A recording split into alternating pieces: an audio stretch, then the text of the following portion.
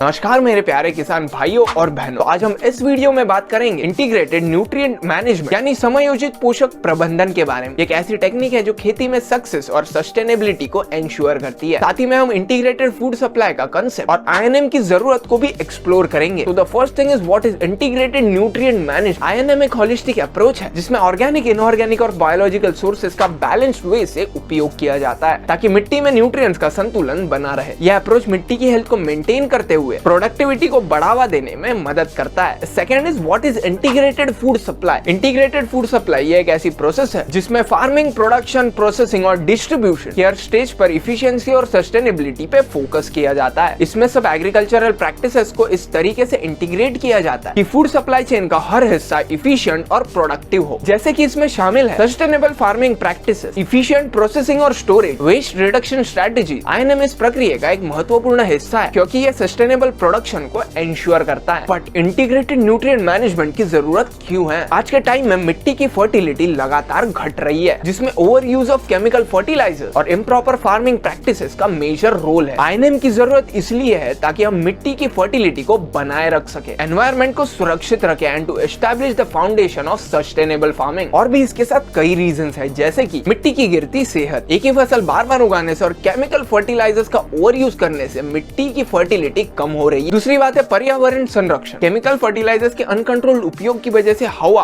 और पानी ये सब हद से ज्यादा प्रदूषित हो रहा है। तीसरी बात है खाद्य सुरक्षा। बढ़ती पॉपुलेशन के लिए सस्टेनेबल तरीके से ज्यादा उत्पादन की जरूरत है। चौथा जानते हैं कि इससे इकोनॉमिक बेनिफिट क्या है। आईएनएम के माध्यम से किसान की इनकम बढ़ सकती है और कॉस्ट ऑफ फार्मिंग भी कम हो सकती है। तो चलिए अभी समझते हैं आईएनएम के मुख्य घटक असल में है क्या। पहला है organic sources, compost, vermi compost और ग्रीन मैन्योर जो मिट्टी के स्ट्रक्चर को सुधारते हैं और माइक्रो ऑर्गेनिजम्स के लिए फेवरेबल एनवायरनमेंट बनाते हैं। उसके बाद आता है इनऑर्गेनिक सोर्सेज जैसे यूरिया, डीएपी और पोटैश जो इमीडिएट न्यूट्रिएंट्स की पूर्तता करते हैं। But the balance use of this fertilizers is very important. के बाद अगर हम देखते हैं बायोलॉजिकल सोर्सेज, बायो फर्टिलाइजर जैसे रिजोबियम और एज़ोटोबैक्टर जो न्यूट्रिएंट्स की उपलब्धता बढ़ाते हैं और मिट्टी की बायोलॉजिकल एक्टिविटीज को एनकरेज करते हैं। After that is crop residue management. Crop residue का सही प्रबंधन मिट्टी में कार्बन कंटेंट बढ़ाता है। तो इसमें अगर हम आखिरी देखें तो निकल के आता है इंटरक्रॉपिंग और crop rotation. Time to time मिट्टी में डिफरेंट क्रॉप का प्लांटिंग रोटेशन करने से मिट्टी के पोषक तत्वों का बैलेंस्ड उपयोग होता है। तो चलिए जानते हैं आईएनएम के फायदे क्या है। सबसे पहला आता है मिट्टी की सेहत में सुधार जिससे कि मिट्टी में पोषक तत्वों की प्रोटेक्शन और ग्रोथ होती है। उसके बाद एनवायरमेंटल प्रोटेक्शन क्योंकि इसे यूज करने से हवा और पानी का प्रदूषण कम होता है। तीसरा है इससे क्रॉप प्रोडक्शन काफी अच्छा होता है। And the final is crop का रेजिस्टेंस टू डिफरेंट डिसीजेस। तो चलिए अभी जानते हैं कि आईएनएम को अपने खेत में कैसे लागू करें। लागू करने के लिए आपको कुछ स्टेप्स फॉलो करने होंगे। सबसे पहले मिट्टी की जांच करवाएं यानी सॉइल टेस्टिंग। आफ्टर दैट फसल की नीड्स को समझे। उसके बाद उपलब्ध ऑर्गेनिक सोर्सेज का आकलन करें। बायो फर्टिलाइजर्स का ऑप्टिमाइज्ड यूज करें। फिफ्थ इज इनऑर्गेनिक फर्टिलाइजर्स का सही मात्रा में उपयोग करें। Sixth is always maintain a crop rotation.